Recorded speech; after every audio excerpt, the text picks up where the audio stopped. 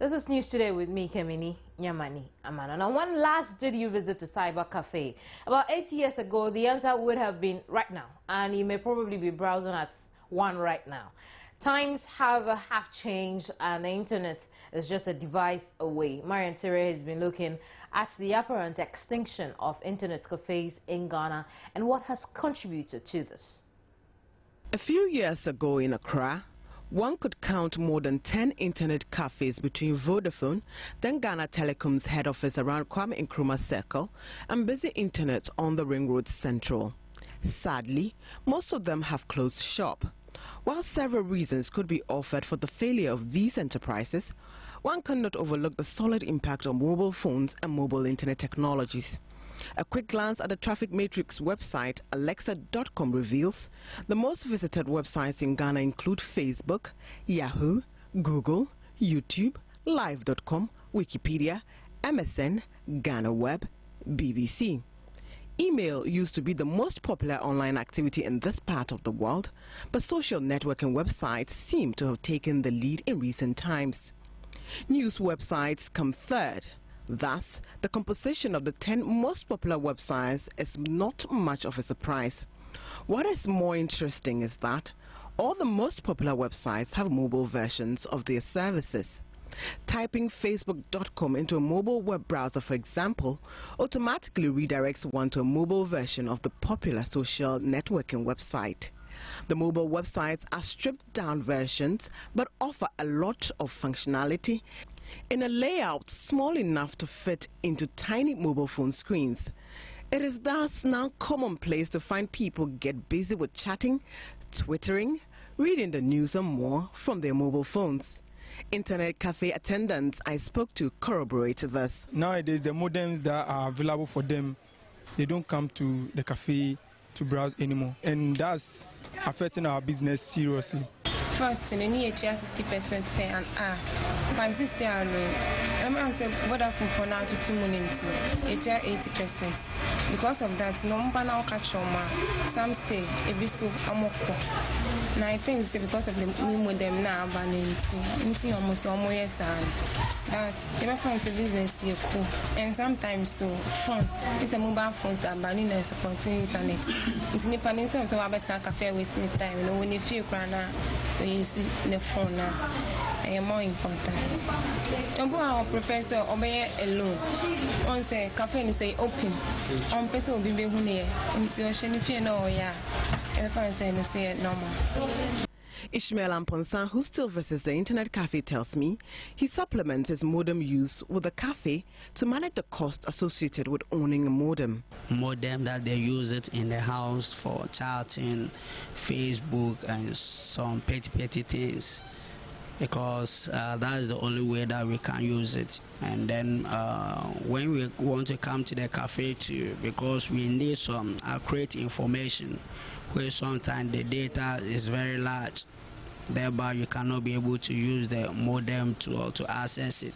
Even if you can use the modem to access it, before you finish, the modem can be able to pull all the data out. So and then just a day, it can finish all your credits. It is, however, clear that mobile phones are pushing cyber cafes out, the same way public phone booths and communication centers have become endangered species. What awaits to be seen is how long the few cyber cafes that remain would last. Would they close shop or evolve their business model? Time will tell. Marian Ture, Joynews, Accra. Now, traders and commuters at St. Chief Ferry site have demanded that a place of convenience be provided at the site so they no longer have to resort to open defecation. It, however, turns out a new public toilet which has already been built is right there, but it's under lock and key. Giftiando Apia has the rest. Some people have eaten themselves around this area. It's mess, my dear. You can't smell, and then you can't even have a place to put your feet. They should come to our aid to give us a toilet, urinal, even a washing room, so that we can even get place to ease ourselves. And then even You can see that there's no shelves here, whereby you can sit and then relax till you attend to your turn, but none of it. So, toilet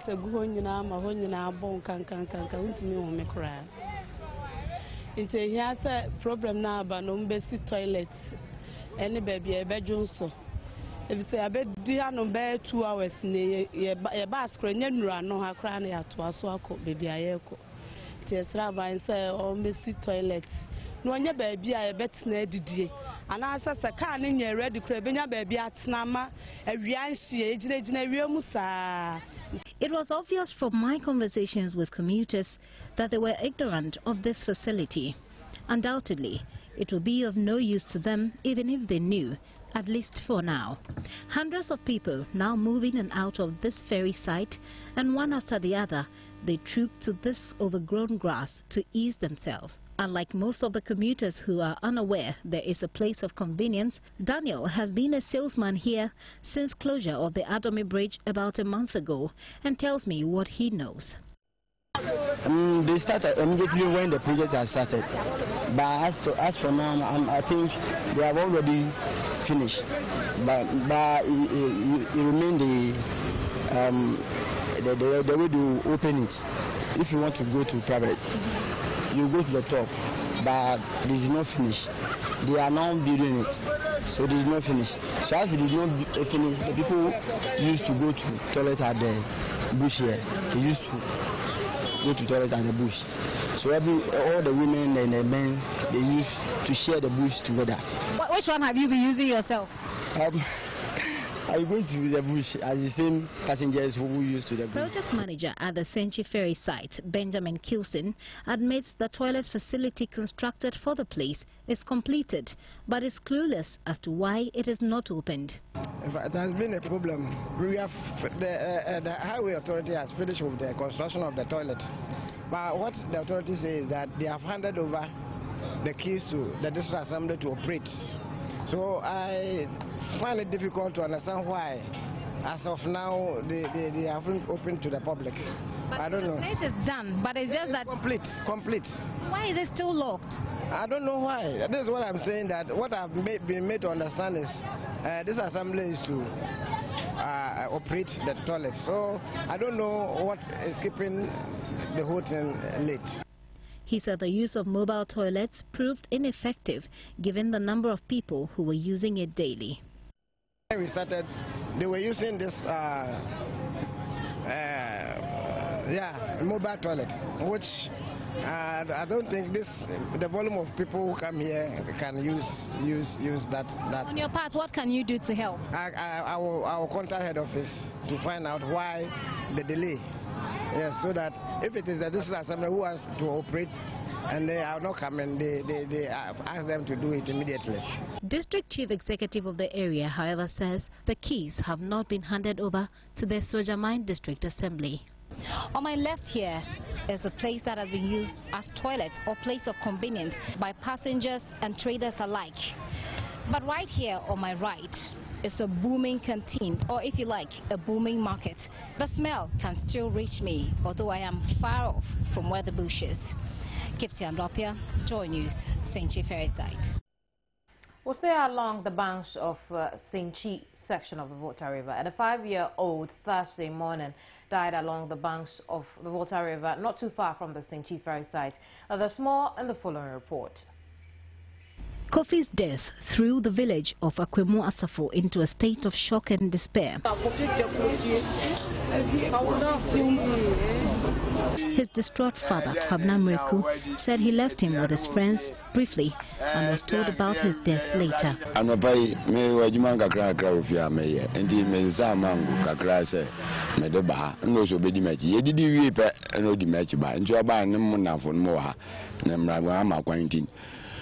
Na me nua baby aba naja medineja sisia na me nua benu wie anye me fiwa me ba pa na papa yi me ba no ni mango no ofiasa ore ko ka kire me se me ba no eku vinya be na eku a ozi me ba no eku a ma ba pa la vinya eku le fiele ohimfie ha eni sa ante me dade gra me kita gra me de ja papa ene se me ba am pa we se me ba no da we we se we on mo fra bi no oburu su sa ho no sa ho ene wa tum ono atum. Inspector Boateng Tagbo of the Akonsombo Police Divisional Headquarters narrated what he knew to the news team. He go inside the water to bath. This is what I was told. That they are 3 in numbers. So they went inside the water and bath. So the other the other small boy was not able to swim. So now I also called my commander and informed him what was happening. And then he told me that I should inform the parents. I should bring him to the police station to come and lodge the complaint at the Akonsombo police station. We are going to the police station to lodge the complaint. So now the body is lying down there. So I just called my commander, and the commander told me that you should let the parents to come to the police station to come and lodge the complaint. As at 3 p.m. Thursday, his remains was yet to be transported to the mortuary. The 2 other children with whom he went swimming, I'm sure, must be traumatized by now. Details about his death is still unclear to us, but the police are, however, taking the necessary action to establish that. Kipti Andopia, Joynews, Akwemwasafo. Sad. But let's move on. The Ghana Open Data Initiative, meant to promote efficiency, transparency and accountability in governance, has engaged civil society organizations on the way forward. GODI, which started in January 2012, is to make government of Ghana data available to the public for reuse. Marian Ture has the rest of the report. The meeting was on the theme, From Engaged Citizens to More Responsive Governance. It was aimed at providing a platform for industry players to meet and discuss the way forward. The Ghana Open Data Initiative, which was launched with some 100 data sets categorized as political, legal, organizational, technical, social or economic some 2 years ago, saw presentations on the status of some of the projects. Notable among them is odikro.org, which allows citizens to track the performance of their elected officials, especially parliamentarians. For the media, odikro.org allows you to access documents from Parliament, including Hansards, to aid with reportage.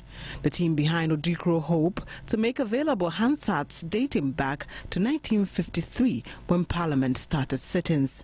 Senior Operations Officer at the World Bank, Craig Hammer, encouraged the media to draw into the fold to help propagate the benefits of open data and also generate maximum volume. Working with civil society is crucial, but also working with media, working with technology as well, and importantly mixing them together is the way to generate maximum value, not only for the demand side, but also to really surface the kinds of priorities that need to be folded into the next iteration. Let's talk Easter. Christians in Ghana are joining their counterparts all over the world on Friday to commemorate Good Friday, that marks the suffering, crucifixion and death of Jesus Christ. We spoke earlier with Dr. Innocent Simon. He's Vice Chancellor, Hairs Triumphant School Ministry, and Reverend Bright Hamilton, International Gospel Embassy, on the significance of the day to Christians. So indeed, what are we celebrating? What should we know on this day? Actually, we are celebrating Easter, and when we talk about Easter, Easter is not what people think that it is. Like today is Good Friday. Some people will not like to eat meat because they feel that if they eat meat, they have eaten the body of Christ, which is wrong. That's misunderstanding of the whole thing. And when you what we are celebrating today is our liberation. It's like April. The month of April is a very significant month in the history of the Jews. Like we say, April 1st, people see it as April Fool. It's never April Fool, it's an April victory. Because that was the day that God delivered the children of Israel from the hands of the Egyptians 400 years suffering. That was the day they got their victory. So it was April 1st that they got the victory. But it was the devil that had just changed it to become April Fool. It was April victory. And it's also like today. Today is not a day that we're supposed to be in a moody form or putting on sackcloth or that kind of a thing. But today is the day that we're supposed to rejoice and be very happy, because today is the day that we are being liberated.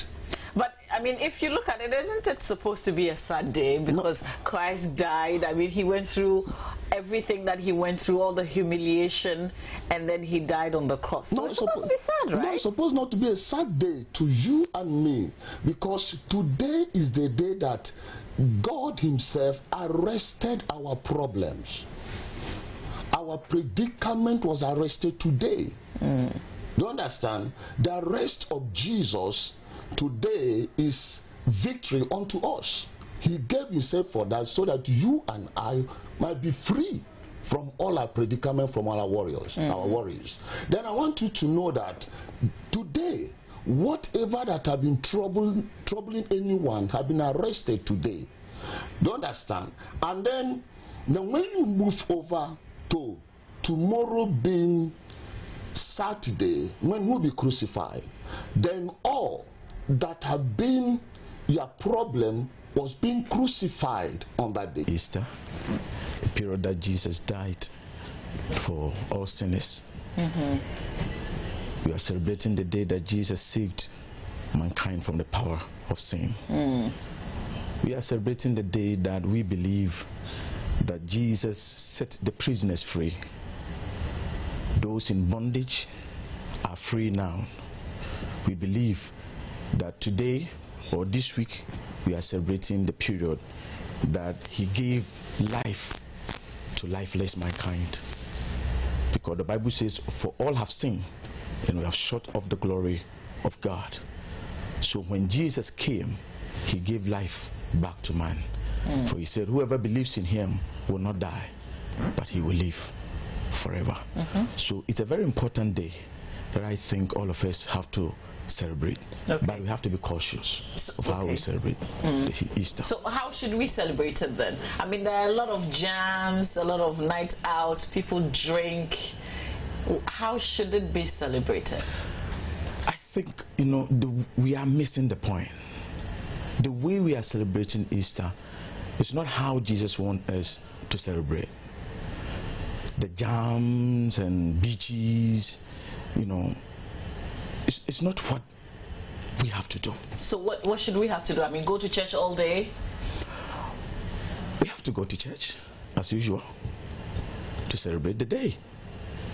But we don't have to do the things that God did not want us to do, or God did not want us to do. Because the more we go to these beaches and drinking ourselves off, the more we sin against God. Some women at the Agomenya market in the Luma Yaakov municipality of the Eastern region have commended President Mohammeds for removing the MCE for the area, Isaac Tetagbo. This, according to the women, will foster peace, unity and cohesion among supporters of the ruling NDC in the constituency. Haruna Yusuf Wumpone reports from the area. The removal of MCE Isaac Tetagbo follows a series of protests delivered through a series of news conferences and demonstrations. The chiefs and people of Lower Yaakov municipality, however, want the president's new MCE nominee to come from amongst them, so he or she will better appreciate their concerns.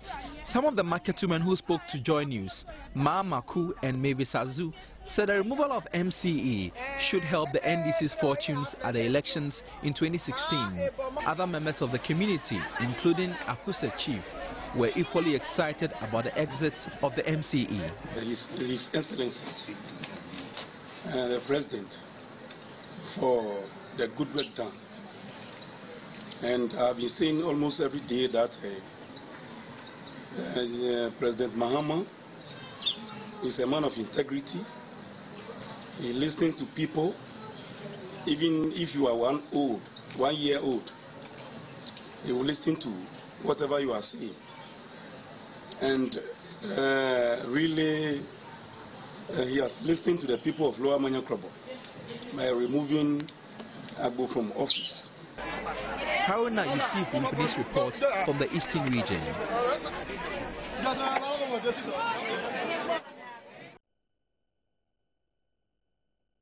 Appollo West Regional Minister Bedi Zaiden has called on security agencies, chiefs and district as well as municipal assemblies in the region to be proactive in flashing out unscrupulous people engaged in illegal harvesting of timber. Addressing a meeting of the Regional Coordinating Council, he said the practice has the tendency to deplete the region's already sparse vegetative cover and heighten the effect of climate change. Rafiq Salam reports from Wa. The meeting, which is the first for the members of the Regional Coordinating Council to interact with the Regional Minister Bedi Zaiden, who just recently took over as Regional Minister. The meeting brought together the Deputy Regional Minister, District Chief Executives, presiding members of the various municipal and district assemblies, representative of the Regional House of Chiefs, and regional heads of decentralized ministries. Bedi Zaiden pledged to undertake the necessary steps, activities and projects to improve the lot of the people of the region. He also indicated his willingness not only to continue with the initiative started by his predecessors, but more importantly, start with new ones to achieve the intended impact on the lives of people in the region. He urged municipal and district assemblies in the region to ban group hunting within their jurisdiction because of its negative effect on wildlife and the environment. Sometimes these hunters also mistakenly shoot one another, all in the name of game. Bedi Zaiden also expressed concern about unauthorized speed ramps constructed on highways and feeder roads in the region, urging the security agencies to liaise with the assemblies and the relevant road agencies to remove them as soon as possible. These speed ramps have led to accidents and the death of many people in the past and will continue to kill more if efforts are not made to completely stop the practice. You know, the paradox of this particular exercise is the fact that the people who are mounting the unauthorized speed ramps are doing so because they think that they want to avoid deaths of either their people or their animals. And yet, they don't know that they are causing the death of other persons.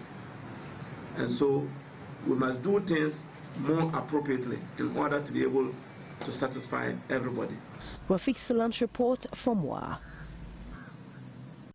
The Savannah Accelerated Development Authority has been ordered to retrieve almost 3 million Ghana Cedis from 2 companies contracted to produce butternut squash for the European market. According to the auditors, the contract entered into with Plus One Investment Limited and Cocoa Farms Limited is not financially viable. Manasseh Asore Awane reports. In 2012, SADA paid Cocoa Farms Limited over 38,000 Ghana Cedis and more than 2,700,000 Ghana Cedis to Plus One Investment Limited to undertake the production and export of butternut squash. Former SADA CEO Gilbert Sedu Idi says the project was meant to meet demands for the product in Europe.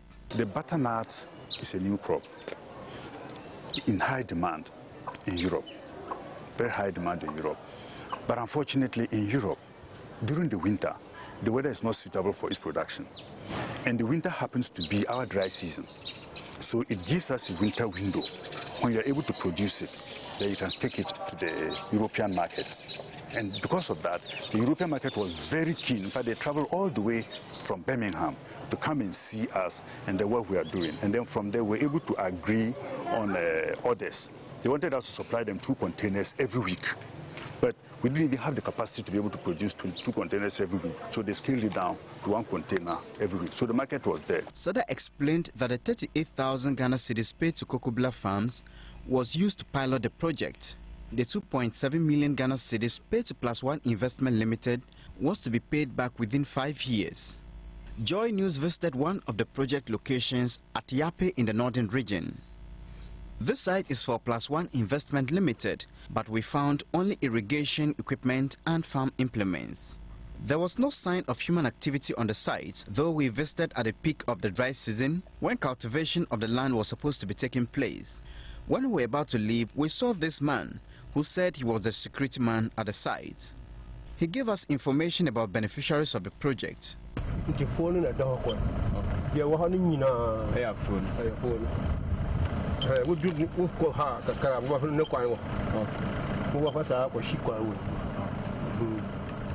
Na omunya start ya phone ejumadi. So omunya maniwa. But I don't know omunya start here. Mohammed Kofi Kabute, chairman of the farmers group in the area, said the company had stopped operation in the area for lack of funds. This year, who's going to pay it? Nobody will sponsor them, no money. Who will sponsor the farmers to farm? No money. Say no money. Sada is not having money. +1 is not having money. The Sada will give +1 money so that +1 will do the work. No money. So the things there. So they said if the farmers want, they should farm. They will farm for them, give them seeds, but they will buy fuel for the machines, pumping machines. You're pumping water for the machines. So when they call the farmers, nobody can afford the money. Because fuel, if you have many people, maybe you can get money to buy tomatoes, but if you don't give the thing to water always to, you won't get anything. But the CEO of +1 Investment Limited, Sadat Al Hassan, told Joy News that the project at Yape stopped because of pests. He said the company last year exported butternut squash to Europe and is about to harvest its second. He said the company also paid about 64,000 Ghana Cedis to SADA last year.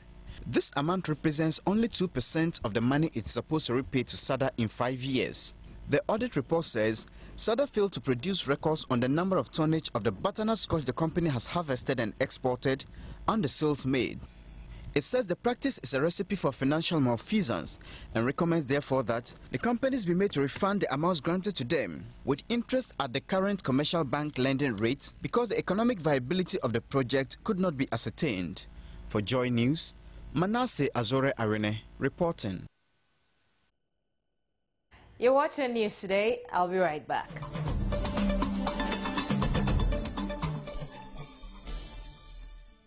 I'm happy you stayed here on News Today.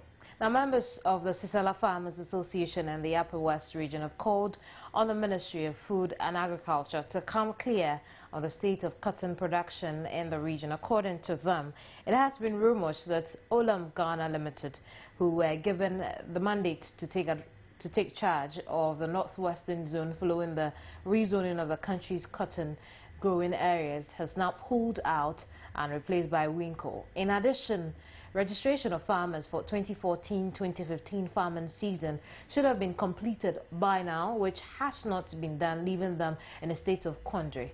They have therefore given the Ministry of Food and Agriculture 7 days to respond to the issues, or they will embark on demonstration, because for them, cotton production is the hallmark of livelihoods in the region and the Susilo area in particular. The chairman of the Susilo Farmers Association voiced the frustration of his colleagues regarding the future of the cotton industry in the 2 Susilo districts where most cotton farming in the region take place. As at April 2014, where farmers should have been registered for the 2014-2015 farming season, it should have been completed. As of now, there's currently no activity ongoing, and there's virtually no information to keep farmers abreast with what they should expect, leaving us in absolute uncertainty. Meanwhile, the Farmers Association can confirm to the effect that Olam Ghana, which produces cotton in the Upper West region, is moving out of cotton production. They are worried despite the years of experience accumulated working with the Ghana Cotton Company and Olam Ghana Limited. They have little or no say when it comes to managerial decisions. This, they say, has largely contributed to the current poor state of cotton production in the country in general and the Upper West in particular. If by 15th of April, we don't even know the state of cotton, Olam Ghana said it's opting out. It's not more interested in cotton production. And we have now gotten a body on our organization who is coming to actually take over cotton production. Now that we don't have an organization who is coming to take over the cotton production, it means that the first step we have failed. Then talking about going into actually organize the farmers, register them, and be able to actually go to mark out their lands for production of cotton. The association says it wishes it could have a lot more say in how cotton production and operation should be managed, as this will enable them to bring the experience gained over the years to bear. He says members of the association will not hesitate embarking on a demonstration if the authorities fail to respond in the next 7 days. We believe that, as I've stated clearly in our press conference, cotton production is a hallmark of livelihood in our area. And we resort to actually take up the relevant bodies to ensure that this year we are able to farm cotton. We may resort to demonstration.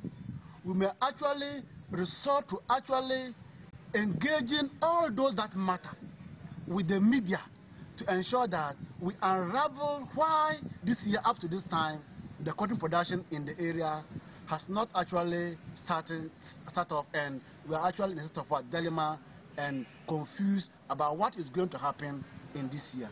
Rafiq Salam's report from WA. Ghana aims to increase rice production from 20,000 metric tons to 200,000 metric tons by 2015 to become the highest producer in West Africa. Government is aiming at shoring up Ghana's rice production capacity and eventually becoming a net exporter rather than an importer. Ghana currently spends about $600 million annually to import rice. I spoke earlier with Gideon Mate, president of the Asutare Rice Growers Association, on News Desk. If there is a ban on the importation of rice, the question is, can the local producers meet the demand? Because we have the land, we have the water, and we can produce as many as Ghanaians can consume without even importing much rice. So we farmers in this country who are in the rice production, we have the land availability, we have the water, and we can produce more to feed ourselves. So it is a good news for us, because currently, as you are speaking to me, I am the president of the Osudoku Rice Growers Association at Asutare, and currently we are having a paddy rice which we are harvesting as a local perfect rice in this country. And each year we produce about 150,000 tons of perfect locally produced rice here in this country. And we have so many irrigation areas in this country, about more than 30, which I cannot mention all. We have the Atife, we have the Avime, we have the Pando Toko, we have the Tono, we have Ashama, we have the Wenya, etc., etc. All these areas are producing. So, if you are producing this many tons of rice, where does the rice go to? Because I don't seem to see your rice on the market as much as I see the imported ones. My sister, the one we are producing is in the country, and it is in the market all over, and the imported one is also mixed up with the locally produced one. So now that the president has said that they have put a ban on the importation of rice, it means our locally produced rice here in this country will be patronized, and farmers will go in again immediately to be cultivating and producing to feed this country. So consumers of local rice claim it has poor quality, poor packaging, and it's not attractive enough as you would be attracted to the imported rice. What are we doing in this regard to improve the quality of rice and the quality of packaging itself? Thank you very much. I think that question or that perception from the importers of the foreign rice into this country, because they are also doing their own business, they are always trying to put a blockage in the way of the locally produced rice. Now, GASM has confirmed the price of cement on the market would go down by between 3 and 5% from Tuesday. The price of cement on the local market had gone up steadily over the past few months, largely due to increase in the cost of production. A bag of cement, which was sold at 15 cedis in 2011, has seen a dramatic increase to up to 30 cedis following the depreciation of the Ghana Cedi. The Corporate Affairs Director of GASM, George Dawson-Amwa, tells Joy Business all the cement manufacturers have agreed to publish the reduced retail prices.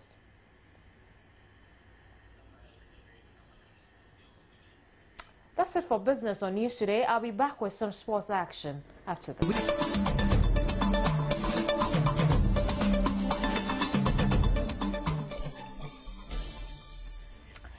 Mother of self-acclaimed dancehall king Shatta Wale, Elsie Mensah, is expressing fears that her star son is possibly under spiritual attack, which she believes is taking over Shatta Wale, hence the use of indecent language when on stage. Shatta Wale, real hustler, real hustler, real hustler. Born Charles Niama Mensah, Shatta Wale appears to have incurred the wrath of his family, as his mother and uncle are opening up to the media against him. His worried mother, Elsie, in an exclusive interview with Black Rasta on the Taxi Driver show on Hits FM, says she has lost her son and is working hard to bringing him back home, adding that she loves her son very much. He's my son, love him, he loves me, and I know everything will be all right. I still pray for him. I am in my church praying for my son. I know my son will come back, whatever the case will be, because I believe in my God. I heckle with that boy in life, and I don't know that boy will forget about me. He cannot forget about me. Whoever wants to own my son will never get my son. My son will come back to me. Trust me, I'll call you and tell you, here I am with Shatta Wale, and we will be enjoying. So whoever is claiming my son can never have my son. According to Elsie, her first son, who is Shatta Wale, has been out of touch with her since October last year under the circumstance she deemed abnormal. She also revealed spiritual consultation with her bishop revealed that there is a spiritual spell on the musician which is influencing his behavior. A man believed to be Shatta Wale's uncle, Rocky, agrees with Elsie, Shatta Wale's mom. We are in church now praying for bandana. In fact, we suspect there's something going on. There's something spiritual. That is what is making bandana not looking towards the mother. So we need the intervention of God, the Almighty God, to intervene to make sure bandana or Shatta Wale, gets into himself and then realize that what he's doing is not good for himself and then the family at large. In fact, since I knew him, in fact, he has that sort of trait of being disrespectful towards people. He did it to me myself. And what we want bandana to do is even start the house. Understand? In fact, the guy is too rude. I know he is not doing this thing by himself, but it's something that is forcing him to do that. So all what we want to do now is we want Bandana to come home, so we give him a parental guidance so as to what to do. In fact, when if case he comes back, I think we have to take him around to apologize to people that he has offended. Even his own brother, that we have to beg him to cool down and work on that. So Shatta House, Bandana should go to Shatta House and apologize. He should apologize to Black Rasta, apologize to a lot of people. I only plead, hold a fort or plead that anybody that. That'll be all for the hour. My name is Kemini Nyamani. I'm going to find more news on myjoyonline.com. Enjoy the rest of the holiday.